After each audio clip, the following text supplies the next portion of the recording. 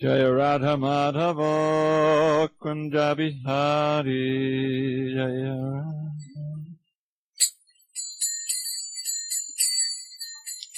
Jaya Radha Madhava Kunja Bihari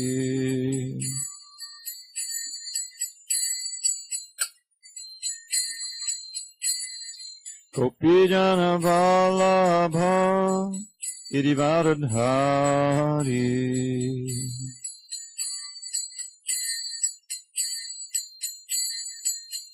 Jaya Gopijana Vallabha Girivardhari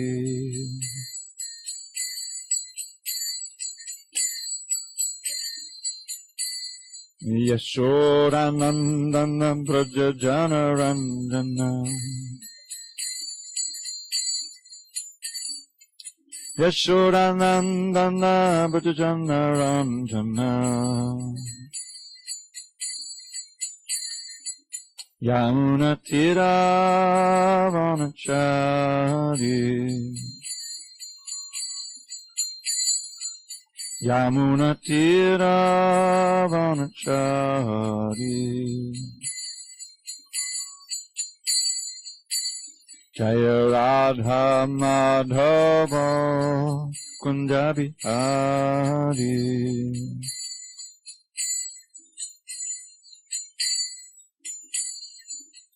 Jaya Radha Madhava Kunja Bihari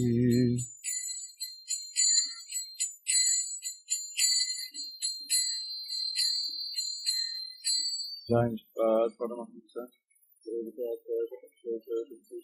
Divine Grace Srila A.C. Bhaktivedanta Swami Prabhupada Ki Jai ISKCON BBT Founder Acharya Srila Prabhupada Ki Jai Jai Om Vishnupad Paramahamsa Parudikacharya Ashtotra Shishima His Divine Grace Srila Bhakti Siddhanta Saraswati Thakur Ki Jai Ananda Koti Vaishnavini Ki Jai Namacharya Srila Haridas Thakur Ki Jai Srimad Bhagavad Gita Ki Jai, Samveda Bhaktivinoda Ki Jai, all glory to the sum of the devotees, all glory to the sum of the devotees, all glory to the sum of the devotees, all glory to Shri Guru and the Ganga. I think we're on verse 18, if I'm not mistaken.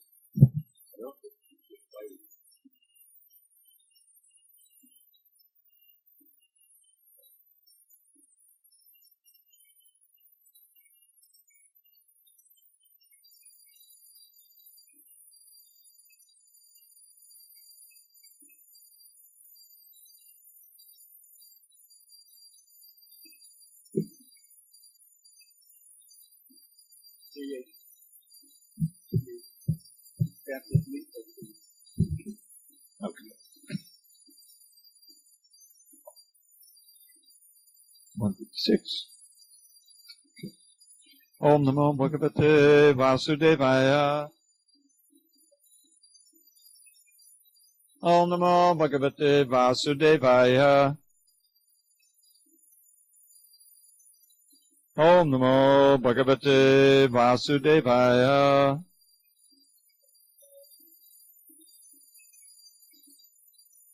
On this 19th day of February, 2019 in SanDiego, we're reading from Srimad Bhagavad Gita as it is, translation and commentary by His Divine Grace, A.C. Bhaktivedanta Swami Prabhupada. We are in chapter 3 entitled Karma Yoga, text number 18, page 156. Naivatassa katenato na katene hakashtana nachasya sarvabhuteshu kaschid arta vipashriyah Naivatassa katenato na katene hakashtana nachasya sarvabhuteshu kaschid arta vipashriyah. Page 156. Find it so and also. Naivatassa katenato nakrate neha kashtana nachasit sarva bhuteshu kashchid artha vipashriyaha. Good. Good. Naivatasya krute narto nakrate neha kashtana nachasya sarva bhuteshu kaschid artha vipashriyaha. Naivatasya krute narto nakrate neha kashtana nachasya sarva bhuteshu kaschid artha vipashriyaha. Na, never, eva, certainly, tasya, his, kritena, by discharge of duty, artaha, purpose. Na, nor akritena, without discharge of duty, iha, in this world, kashtana, whatever. Na, never, cha, and asya, of him, sarvabhuteshu, among all living beings, kashchit, any, artha, purpose, vipashriyaha, taking shelter of. Translation. A self-realized man has no purpose to fulfill in discharge of his prescribed duties, nor has he any reason not to perform such work, nor has he any need to depend on any other living being. Purport. The self-realized man is no longer obliged to perform any prescribed duty, save and except activities in Krishna consciousness. Krishna consciousness is not inactivity either, as will be explained in the following verses. A Krishna-conscious man does not take shelter of any person, man or demigod. Whatever he does in Krishna consciousness is sufficient in the discharge of his obligation. Om Jnana Tamarandasya Jnanandana Salakaya Chakshu Unmidatam Mena Tasmai Shri Gurave Namaha. I was born in the darkness of ignorance, but my spiritual master Srila Prabhupada opened my eyes with the torchlight of knowledge. I offer my humble obeisance to him and all members of Sri Parampara. So there's two distinct things being talked about here. Krishna talked a lot about the need for sacrifice, and if we don't offer like our food for sacrifice, then we're thieves. Remember that part. And the whole idea is that this karma yoga helps us to purify our activities, so that we're no longer subject to the reactions. Ideally, we attain a state of naishkarmya, which means that we're doing all kinds of things, but we're not subject to any reactions, good or bad. The general fallacy is that you want good karma. You know? In other words, this is the idea of pious work and sacrifice, and according to the rules and regulations of the karma kanda section of the Vedas, so that you're assured of a better situation in your next life. And you may go to the heavenly planets, or maybe you're on this planet, but you'll be born in a nice family, good education, good future, and wealth. So there's a whole setup for that, for pious activity.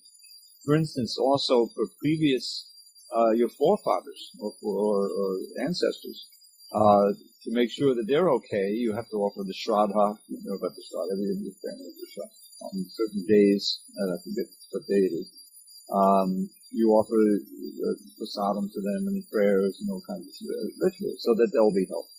And there's a whole set of other sacrifices and things that you're supposed to do. So this is all by way of improving your material situation. It really doesn't, in and of itself, get you any closer to going back to Godhead.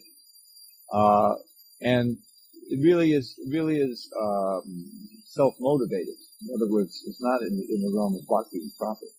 But it can help bring you to the mode of goodness, in which case you'll be more receptive to the transcendental message. And that's why we've had kind of a change of gears here, where Krishna has very clearly said, look, if you don't perform sacrifices, which are according to your material duties, which are defined by the Vedas, which are given by God, you won't even get the rain. The rain won't come, and you won't eat. So if you want to eat, you have to practice sacrifices.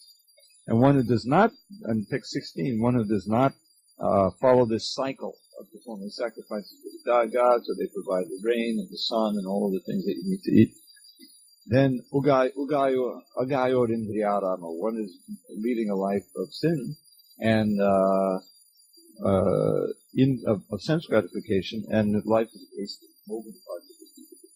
But then in 17, which we read yesterday, on the other hand, this word "tu" is in there. It becomes TV because the next word becomes with about yes, Atma Rata Devasya, one who is Atma Rati, taking pleasure in the self, and that's the cap self. In other words, who is Krishna conscious and is fully satisfied in that, then he doesn't have any duty to perform. He's out of this realm. And it's similar to what we find in the Bhagavatam, where it describes how everyone who is just born in this world is a debtor. I mean, in any civilization, human civilization, you feel a debt to your parents. You try to see that they're taken care of in their old age. Nowadays, you can see, well, if they were in a good home, but not my home. It's really becoming barbaric what's going on with all of these. And the problem is that there's no physical proximity.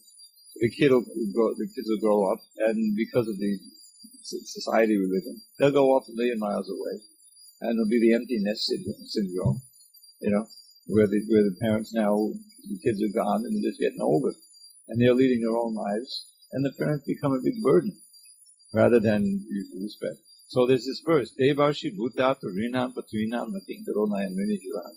This is a list of entities who you're indebted to just by living in this world. The Devas is the first, which is mentioned here. But also the Rishis, and then in general any of your teachers, people who train you, who teach you moral code, as well as any other knowledge. That's in the summary it says Rishi, which means loaded person. Bhutas means other living beings, maybe not even human beings. In a normal society, there'd be cows, there'd be bulls, there'd be other animals that to help out in other living beings. Apta means relatives. Rinam means people in general. Patrinam, the forefathers, who, your ancestors. So all of these, there's a certain debt to be paid. And if you ignore that debt, then you're a criminal. That's a sin. So, but the point of this verse, which is pertinent to what we've been reading in the last two verses, including yesterday and today, 17, 18, is that Sarvat Pranayak Shadanam Shadanyam Kato Mukundam Padirikartam. That one liquidates all those debts if one fully surrenders unto the Supreme Personality of God. One doesn't have any duties to perform. It's all just like you have many different credit card debts, but if you talk to the debt manager, you can consolidate it all into one payment. Right? I've lived all these years, I've never been in debt, which is such a great relief, because this is how the capitalist class, they oppress, they get you into debt, and especially I remember my friend Gopi Pranadana, he joined with a student debt. And in those days, it wasn't so burdensome, but still it was there, and you had to pay interest on it. So he went for years without paying it because he had no money. He's a non-Christian, But they still were keeping it on the books and adding the interest. And then when he went out, got a job at one point, he was still a Hare Krishna, but he had to support a family. So he's also ingenious with computers. As soon as he got into the job market, here they come, calling him up. You have to pay your debt. Nowadays, it's so much more burdensome. I'm sure you heard. Over $1 trillion of student debt. It's become a big scam of charging so much. The California public university system used to be the envy of the whole country.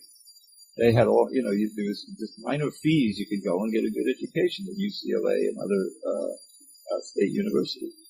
But then the things changed, and now they charge everything is thousands of dollars to go to school. Okay, you don't have it, fine, take out a loan. Federal loan is on that one. And then you graduate school and you owe $50,000, $60,000. And the big thing is the job isn't there. What you get. And so you got 35-year-old guys and girls living with their parents. So they can't afford to get a house. Or even the rents in this city, but to speak of Los Angeles and San Francisco, it's impossible. So it's the whole thing is crazy. So back to our state. Devashi bhutatanam vachinam nakinkaro nayam rini chala. Rini means debt. You liquidate all those debts just by becoming a devotee, and that's what's mentioned here in text 17. On the other hand, you're not a thief if you're atma rati, an atma triptips, if you're satisfied in devotional service, because you're serving the one who is the source of all the demigods and all of the sun and all the rain and everything. So that's all taken care of. And that's what ultimately Bhagavad Gita is about. Sarva dharma parijyajya mamekam sadamaja. Give up all other dharmas. Everything I said in the previous chapters, forget about it. Just surrender it to me and everything will be fine. That's what ultimately it comes down to that. So that's what this verse was about. A self-realized one who is, as is described in before, taking pleasure in the self. A person who is fully Krishna conscious. This is in the purport to 17. Prabhupada's talking about. He has no purpose to fulfill. In other words, he has no material purpose. The devotee is not motivated by any material purposes. He's motivated simply by the desire to please Krishna. And that's what, so he has no purpose to fulfill, no, he has a reason not to perform such work. So why would he perform such work? As an example. That'll come up in text 21. That what the Krishna conscious person, he does all kinds of duties because he's trying to show people how to act in Krishna consciousness, how to live in the world without selfish motives, and sustain oneself, but at the same time progress in Krishna consciousness. That's the whole idea there. Okay, any questions on 17:18? We're trying to come to the point of position of working without fruitive motive, working for the sake of Krishna. Lord Chaitanya said, Nadanang, Nadanang, Nasundarim, Kapita, Bhatikika. I don't want wealth, I don't want followers, I don't want beautiful wife, I don't want fruitive activities described in flowery language. I simply want your service birth after birth. I don't even want liberation. That's the ultimate. Alright, text 19. We're on page bottom of 156. Tasmada sakta satatam karyam karma samachara asakto yacharan karma padamapnoti purushaha. Therefore, without being attached to the fruits of activities, one should act as a matter of duty, for by working without attachment one attains the Supreme. Purport: the Supreme is the personality of Godhead for the devotees and liberation for the impersonalists. A person, therefore, acting for Krishna or in Krishna consciousness under proper guidance and without attachment to the result of the work is certainly making progress toward the supreme goal of life. Arjuna is told that he should fight in the battle of Kurukshetra for the interest of Krishna, because Krishna wanted him to fight. To be a good man or a non-violent man is a personal attachment, but to act on behalf of the Supreme is to act without attachment for the result. That is the perfect action of the highest degree, recommended by the Supreme Personality of Godhead, Sri Krishna. Vedic rituals, like the scribe sacrifices, are performed for purification of impious activities that were performed in the field of sense gratification. But action in Krishna consciousness is transcendental to the reactions of good or evil work. A Krishna conscious person has no attachment for the result, but acts on behalf of Krishna alone. He engages in all kinds of activities, but is completely non-attached. So, the idea is by accepting the one duty of working in Krishna consciousness, everything else falls into place. That's the whole point of this exercise here. Arjuna he's calculating, not that he doesn't want to fight, because he doesn't want the kingdom if it's saturated with the blood of the people he loves. It's as simple as that. And that's what it's going to be. There's no getting around it. On the other side, or Krishna Dev and Dronacharya, but so many others also. Even the sons of Dhritarashtra, he had some feeling of affection for, which is pretty amazing. But there it is. And so all of that, on the material calculation, I don't want to fight. I don't need this kingdom. Who cares? And if he doesn't want the kingdom, what's the point of fighting? So he's going to go off and beg. That's the only source he would have for income. But the whole lesson is that the one reason why he should fight is the most important reason, and that is Krishna wanted him to fight. He wanted this whole bloody battle will result in the exaltation of Yudhishthira to the throne, and Dharma will rule, and this is one of Krishna's missions. Paratanaya saranam vinashaya dushkritam. Dharma samstapanataya, to reestablish Dharma by eliminating the demons and protecting the devotees. So that's for the greater good, the ultimate greater good of people in general. Krishna hasn't any personal reason to like it, but to do it. But he has attachment. He has affection for all the living beings, and he sees that they'll be better off with Yudhishthira as the king than Duryodhana. That's for sure. So that's the ultimate reason that Krishna has for prosecuting the fight. And Arjuna, being a servant of Krishna, should do it on that basis. And ultimately he will. Karishye vachanam tava. Yes. You have destroyed my illusion by your merciful words, he said. Nashta moha. And I will do as you say. So if we can come to that point also after reading Bhagavad Gita, our lives are over. It doesn't mean that we immediately go back to God and disappear. We live in this world as devotees and try to spread this truth, which is really the only salvation that's going to be in this world. There's no, in all my many decades of life on this planet, I remember in the early 80s when there was this fever of people thinking, oh my God, there's so many weapons. I mean, there's 60,000 nuclear bombs built up between Russia and the United States, far and away more than any other country, And it just seemed like war was imminent, The war fever was there. People were like, the earth, this is and then there was this movie that came out, a TV movie, the day after. Do you remember that? What's going to happen if there is a war? It was all about, and actually what happened is Reagan saw it, and he got, he started to realize that, oh my God, I have the power, we can try to get rid of these bombs, So all these treaties and try to control, the weapons, and they really got through. They destroyed a whole bunch of the weapons, But they didn't really destroy the root of the whole problem, which is this ego, And so in a whole new generation now, that was in the early 80s, that's 35 years ago. And it's such an intoxication. Imagine if someone walks into this room and you read about them, they're out there, a billionaire, right? A billionaire walks into this room and sits down on that seat. There's a certain, my God, they have so much, it's energy, it's power. The word Aishwarya and Ishvara are very closely related. You realize that? Ishvara means a controller.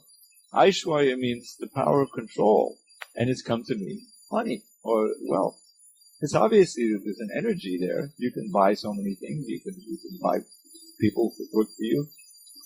You can buy an army. What they do. So suddenly there's but try to think what it means to have that responsibility. Suddenly I have all of this money and all of this thing, but then you realize, oh, there's this rival over here, So what I'm getting at is that the only possibility of peace in this world is if there's a peace in the hearts of people. If it's extirpated that lust, anger, and greed that Krishna says in the 16th chapter, the eternal enemy of the soul. There are 3 gates leading to hell to destroy the soul: lust, anger, and greed. Those who give these up, who are free, are able to free themselves from these things. Then what do? They work and they act for their own benefit, the ultimate benefit of others, and go back to God. And they help the whole world. So those are eternal. You can't, have so many treaties and so many this and that. It's not going to help. So what will help is a method and a process of purifying the heart of the individual, of every single heart, and including those who are leading us. Otherwise, hello, welcome to, disastrous climate change. And if we survive, if the nuclear bombs don't go off, then the whole planet will just keep heating up. How could you stop it? Do you really think that there'll be a consensus amongst the world leaders to leave the oil and everything in the ground, which is the very source of their wealth and power? It's not going to work. There has to be this radical change of heart, and that's what the speaking is through the process of Sankirtan and the teachings of the Bhagavad Gita. And that's what the next verse is. Asakta sapatam. Did we read that one? Yes. Tasmat asakta sapatam. With free of desire, perform your duty. Asakto yachadam karma padamapnoti purusha. If one can act without attachment, and the only way to act without attachment is to be attached to Krishna. You have to be attached. So either you're going to be attached to the false conception of self, ego, or you're going to be attached to Krishna, which means real selflessness. Because if you're attached to Krishna, and you feel the benefits of that, which there are, you want to give that to others. That's the greatest charity. That's the reason for this whole movement. Everything in this room, it's redolent with that as the motive. The people who painted all here worked for a whole crew to make this temple what it is.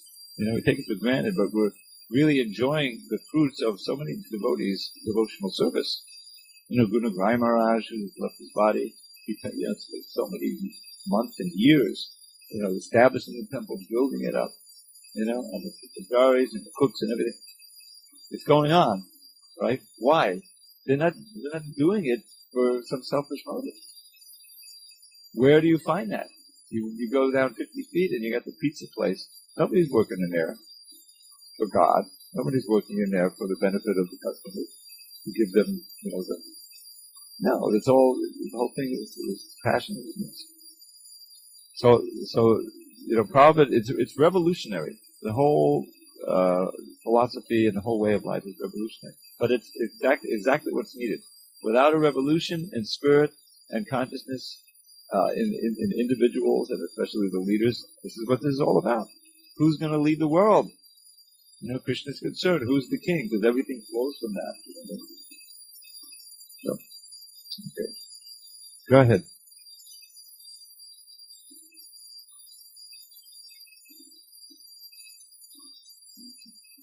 Well, by rights, the Pandavas are also part of the Kuru dynasty, but yeah, the Kurus are versus the Pandavas. The Kuru, it's known by that, but they go back to the same ancestors, so therefore they're ultimately part of the same dynasty, but they've come to be known as the Kurus and the Pandavas. The Pandavas are just 5, Panch Pandava. The Kurus are many more, but the Pandavas have their allies, and the Kurus side of them. Duryodhana. Yes, Duryodhana is the leader of the 100 sons of Dhritarashtra who are trying to usurp the throne. There was this confusion because Pandu, Dhritarashtra was the elder, but he was blind, so he wasn't really eligible to get the throne. But he was the elder son of Vyasadeva. So the throne went to Pandu. But when the Pandavas were still kids, he passed away. It's a whole story. He died untimely. So the kingdom was temporarily supposed to be put in the hand of Dhritarashtra, but he wasn't eligible to be the king until the Pandavas grew up. But he had these 100 sons, and they were very ambitious. And they said, "Well, now we got the kingdom, we should hold on to it." Dhritarashtra may, he'll die, but then I'll be I'll inherit it, like that. So that was the problem. So they tried to do away with the Pandavas. They tried to assassinate them and all this stuff. And so then they exiled. It was a whole conspiracy. But Krishna protected them at every line, And there was this the third brother, Vidura. He wasn't eligible because he was the son of a maidservant, and but he was very virtuous. He was a devotee from day one, and he always, being in the palace, he could find out what's going on, and he was able to give them hints, specifically, especially and most famously with the House of Lack. they conspired to burn them alive. You know, they encouraged the Pandavas, look, we have a very nice house in Varanatha, you know, why don't you stay there for a while? You know, okay. You know, but Vidura said, he warned them in kind of a riddle, you know, trying to burn the house. So they had a tunnel dug, and then the house went up, but they were escaped underneath. So now they're incognito, they're out in the forest. I remember this, because I worked on this part of believe it or not, the BBT was in the print of Mahabharata at one point. So the whole Adi Kanda, which is pretty long, it's a big thing, I worked on. And it was, oh wow, this is exciting. You know, they're running in the forest trying to get away, you know, so no one knows where they are. And everybody's exhausted but Bhima. Bhima is the son of the wind god, so he has unlimited strength. So he's got everybody on his shoulders. He's carrying his mother, and Pandavas is hanging from his arms, and he's running through the forest. And they get to this, you know, secluded place, and finally everyone's exhausted. He looks down, his mother Kunti, you know, is lying right on the ground. There's this princess, you know, and it's so painful to see her lying in the middle of the forest. And then there's this Rakshasa comes, cannibal, and Hidimba, and his sister Hidimbi. You know the story. They grow up with him. And I don't know, it probably has a nasty meaning, I don't know. But Hidimbi, you know, they have the shape-shifting. They're actually yogis, you know, they're the shape, so Hidimbi turns herself into a beautiful girl, you know. And it's all like, you know, feet 5 fold from I smell the blood of an Englishman. I mean, it's like, Hidimba is all excited because he can, you know, there's some human blood that they're going to get. It's cannibal. So he sends his sister to reconnoiter, find out what's what, you know. But she, you know, she gets attracted to Bhima in a conjugal way. So she warned, you know, he thinks her brother is invincible, you know, he's just a human being. And he said, oh, you have to get out of here, you know, he's going to come and attack you. So Bhima laughs and says, where is he? He says, over there. He says, okay, I'll fight him. Said, no, don't fight him. So Bhima he plays around with him for a while, and then he kills the brother, you know. So Hidimbi, you know, is now without her brother, but she's fallen in love with Bhima, and they get married. And they go off flying in different heavenly planets, and they have a son, who turns out to be, you know, half human, half Rakshasa. But he's a great hero on the battlefield of Kurukshetra. I think he dies out there. Anyway, this is some of what's going on. And they were in exile, then they were cheated. You know, Yudhishthira was very strict. He would always follow the Kshatriya code, so he's challenged to a gambling match. He has to gamble, you know, if you're challenged. Even though he knew they were going to cheat, they cheated. Anyway, it's a whole long story. This is the second Kanda, the Sabha Kanda. You know, it's all about the gambling match and the attempted disrobing of Draupadi. And anyway, so the Pandavas are constantly being, you know, cheated and attacked and almost threatened, and Krishna's protecting him directly or through Vidura or somehow or other. And eventually it comes down to this battle, which is obviously right before the battle. And it's said that, you know, the Mahabharata was written for the present age because the present population really doesn't have the patience to study the Vedas and the Puranas and the Vedanta Sutra. You know, a little philosophy here, and you know, everybody falls asleep. So, Vyasadeva wrote the Mahabharata with full of stories, these exciting political stories, you know, and love stories, a lot of that going on. But in the middle of it, he inserts the Bhagavad Gita. So at least they'll get that. So that's why Bhagavad Gita is so important. Alright, so, you had a question? And did I try to answer? You forgot the question, I forgot the answer.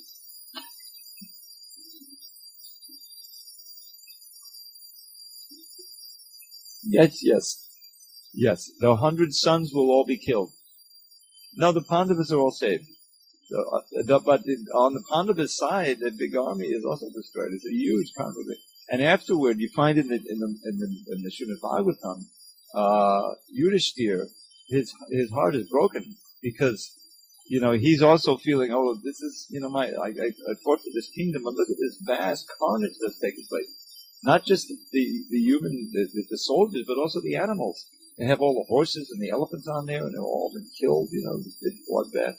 So he's disconsolate, and Krishna encourages him, and he goes to Bhishma Dev, who's on the battlefield. He's been shot through, but he has his blessing from his father that he can decide to leave his body when he wants to, so he's not leaving yet. So Yudhishthira comes, and he preaches to Yudhishthira from that position. Krishna is also standing there, instructing him on the details of how to run the government and why he should take the throne. It's quite a dramatic scene. And eventually Yudhishthira agrees, to take up the throne. Because that's what Krishna wants, and that's what his duty is. So, what's going on?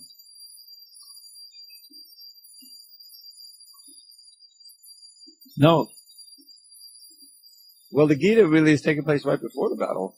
I mean, Arjuna is waiting to, if he's going to fight or not, right? Yeah. Yeah, yes. Oh, yeah. There's a very, not in the, yes. Oh, yeah, yeah. Oh, yeah. There's a lot of, descriptions of Karna is shooting and all the arrows flying and injuries and all this stuff. I mean, pretty bloody. But, yeah, I don't know if we're going to we actually read the Mahabharata so much. But it's,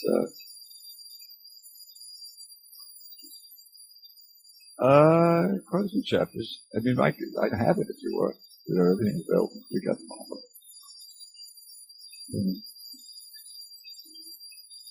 That's a summary. Believe me, it's a summary. No, we have a nice one that was prepared by one of our devotees. That's probably maybe what you have. Just the plot, because there's all of these subplots. It goes off. I told the story how I'm working on this Adikanda, and it's somehow is a description of the Naga Loka, which is a certain race of snakes down below the lower part of the universe. And it's just giving page after page after page of the names of the snakes, the leading snakes. And I'm thinking, the Bhagavad Purana is not like that. Everything relates to Krishna, before. I think, okay, I can see why we're not supposed to read, for me to read the whole Mahabharata. Alright, let's read one more. Let's read 20. Karmanavahi samsiddhim asita janakadeyaha lokasangahamevapi sampasyan kartamarasi. Kings such as Janaka attain perfection solely by performance of prescribed duties. Therefore, just for the sake of educating the people in general, you should perform your work. Purport: kings like Janaka were all, this is the father of Sita, isn't it? Kings like Janaka were all self-realized souls. Consequently, they had no obligation to perform the prescribed duties in the Vedas. Nonetheless, they performed all prescribed activities just to set examples for the people in general. Janaka was the father of Sita and father-in-law of Lord Sri Ram. Being a great devotee of the Lord, he was transcendently situated. But because he was the king of Mithila, a subdivision of Bihar province in India, he had to teach his subjects how to perform prescribed duties. Lord Krishna and Arjuna, and the Lord's eternal friend, had no need to fight in the battle of Kurukshetra. But they fought to teach people in general that violence is also necessary in a situation where good arguments fail. Before the battle of Kurukshetra, every effort was made to avoid the war, even by the Supreme Personality of Godhead. But the other party was determined to fight. So for such a right cause, there is a necessity for fighting. Although one who is situated in Krishna consciousness may not have any interest in the world, he still works to teach the public how to live and how to act. Experienced persons in Krishna consciousness can act in such a way that others will follow, and this is explained in the following verse. So we'll read that following verse tomorrow. It's, there's this dual purpose, and you find it, also Srila Prabhupada, when he came, he had to show us how to do so many things. Because it's a fact that someone who's already way advanced and on the transcendental platform, he doesn't have any duties to perform. That's why you have this class of like avadhutas.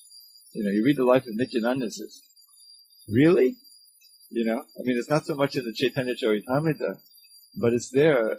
He came and he would appear in Lord Chaitanya's, a high-class Brahmin teacher. He had this role he was playing in Navadvip. And he had a school, his own school. Lord Nityananda would appear without clothes on in the house. And Lord Chaitanya would say, here, let me give you some clothes, and he would throw them away. No. What is that? But Lord Chaitanya loved him because he saw he's at the highest levels of love of Godhead. He showed ecstatic. So there's a tradition of that, and that's there in Krishna consciousness. But for the sake of people in general who need to, learn the basic principles of Krishna consciousness, Srila Prabhupada, he himself showed how to offer things and bow down and get up early and do all the things, how to keep clean and things like that. So that we have that element, a large element of that, of doing the right thing in order to teach others. And that's what Krishna is going to be talking about even in relation to himself. Because you remember, Arjuna said, "Oh, if I fight this battle, then all these men will be killed, the women will be unprotected, and then they'll be exploited, and we'll have Varna Sankara. In other words, there'll be bad population growing out of all of this organization, and I'll be responsible, and there'll be sinful reaction on my head, and I'll have to help the society go to hell." And Krishna says just the opposite in the next few verses. No, but if I didn't do my duties, then I would be the cause of the world going to hell, and I would be the cause of Varna Sankara. That's coming up in the next.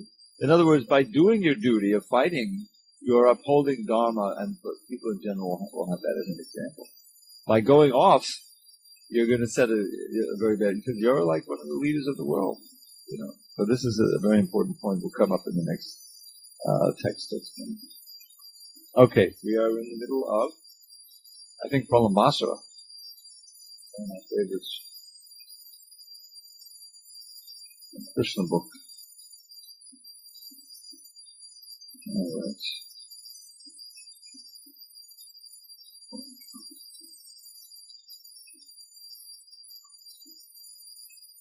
I am going to make a big campaign.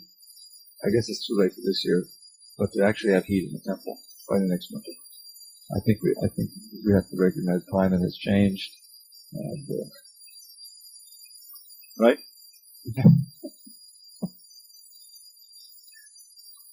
Hare Krishna. Yes, Pralambasara killed, chapter 18. Okay, after extinguishing the devastating fire, Krishna, surrounded by his relatives, friends, cows, calves, and bulls, and glorified by his friends, singing, again entered Vrindavan, which is always full of cows. While Krishna and Balaram were enjoying life in Vrindavan, in the midst of the cowherd boys and girls, the season gradually changed to summer. The summer season in India is not very much welcomed because of the excessive heat. But in Vrindavan, everyone was pleased because summer there appeared just like spring. This was possible only because Lord Krishna and Balaram, who are the controllers even of Lord Brahma and Shiva, were residing there. In Vrindavan there are many waterfalls, which are always pouring water, and the sound is so sweet that it covers the sound of the crickets. And because water flows all over, the forest always looks very green and beautiful. The inhabitants of Vrindavan were never disturbed by the scorching heat of the sun or the high summer temperatures. The lakes of Vrindavan are surrounded by green grasses, and various kinds of lotus flowers bloom there, such as the kalvara, the kunja, the utpala, and the air blowing in Vrindavan carries the aromatic pollen of those lotuses. When the particles of water from the waves of the Yamuna, the lakes and the waterfalls touched the bodies of the inhabitants of Vrindavan, they automatically felt a cooling effect. Therefore, they were practically undisturbed by the summer season. Vrindavan is such a nice place. Flowers are always blooming, and there are even various kinds of decorated deer. Birds are chirping, peacocks are crowing and dancing, and the bees are humming. The cuckoos there sing nicely in 5 kinds of tunes. Krishna, the reservoir of pleasure, blowing his flute, accompanied by his elder brother Balaram and the other cowherd boys and the cows, entered the beautiful forest of Vrindavan to enjoy the atmosphere. They walked into the midst of newly grown leaves of trees whose flowers resembled peacock feathers. They were garlanded by those flowers and decorated with saffron chalk. Sometimes they were dancing and singing, and sometimes wrestling with one another. While Krishna danced, some of the cowherd boys sang, and others played on flutes. Some bugled on buffalo horns or clapped their hands, praising Krishna. "Dear brother, you are dancing very nicely." Actually, all these boys were demigods descended from higher planets to assist Krishna in his pastimes. The demigods, garbed in the dress of the cowherd boys, were encouraging Krishna in his dancing, just as one artist encourages another with praise. Up to that time, neither Balaram nor Krishna had undergone the hair-cutting ceremony. Therefore their hair was clustered like crow's feathers. They were always playing hide-and-seek with their boyfriends or jumping or fighting with them. Sometimes, while his friends were chanting and dancing, Krishna would praise them. "My dear friends, you are dancing and singing very nicely." The boys played at catching ball with fruits such as bale and amalaka. They played blind man's buff, challenging and touching one another. Sometimes they imitated the forest deer and various kinds of birds. They joked with one another by imitating the croaking of frogs, and they enjoyed swinging beneath the trees. Sometimes they would play amongst themselves like a king and his subjects. In this way, Balaram and Krishna, along with all their friends, played all kinds of sports and enjoyed the soothing atmosphere of Vrindavan, full of rivers, lakes, rivulets, fine trees, and excellent gardens filled with fruits and flowers. Once, while the boys were engaged in their transcendental pastimes, a great demon of the name Palambasura entered their company, desiring to kidnap both Balaram and Krishna.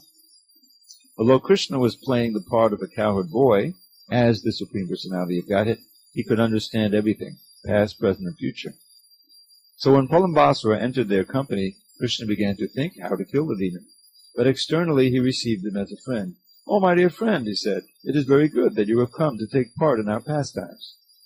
Krishna then called all his friends and ordered them. "Now we shall play in pairs. We shall challenge one another in pairs." With this proposal, all the boys assembled together. Some of them took the side of Krishna, and some of them took the side of Balaram, and they arranged to play in duel. The defeated members in duel fighting had to carry the victorious members on their backs, as a horse carries its master. They began playing, and at the same time tended the cows as they proceeded through the Bandi Ravana forest.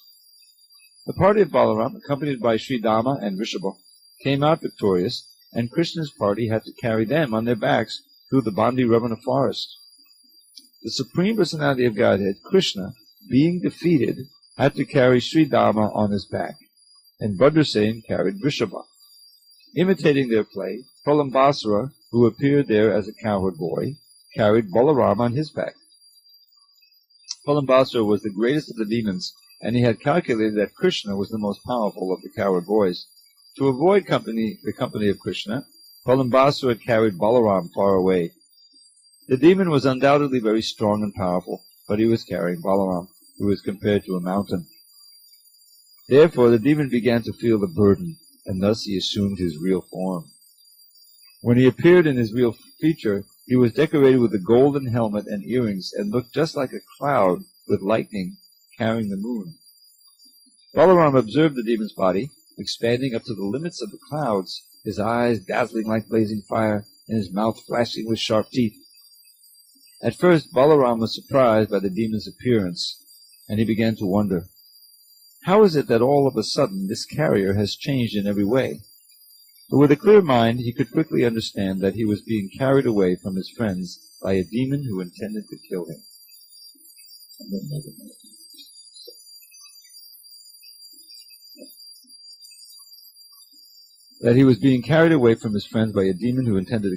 Immediately, Balaram struck the head of the demon with his strong fist, just as the king of the heavenly planets, Indra, strikes a mountain with his thunderbolt.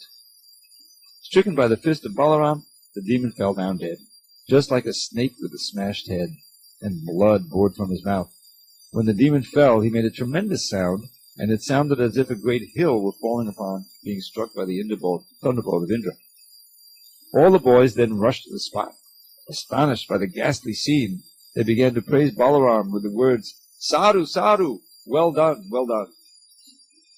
All of them embraced Balaram with great affection, thinking that he had returned from death. And they offered their blessings and congratulations. All the demigods in the heavenly planets became very satisfied and showered flowers on the transcendental body of Balaram, and they also offered their blessings and congratulations for his having killed the great demon Pralambasura. Thus ends the Bhaktivedanta purport of the 18th chapter of Krishna, the killing of the demon Pralambasura. So we have time for a couple of original poems. How does it go?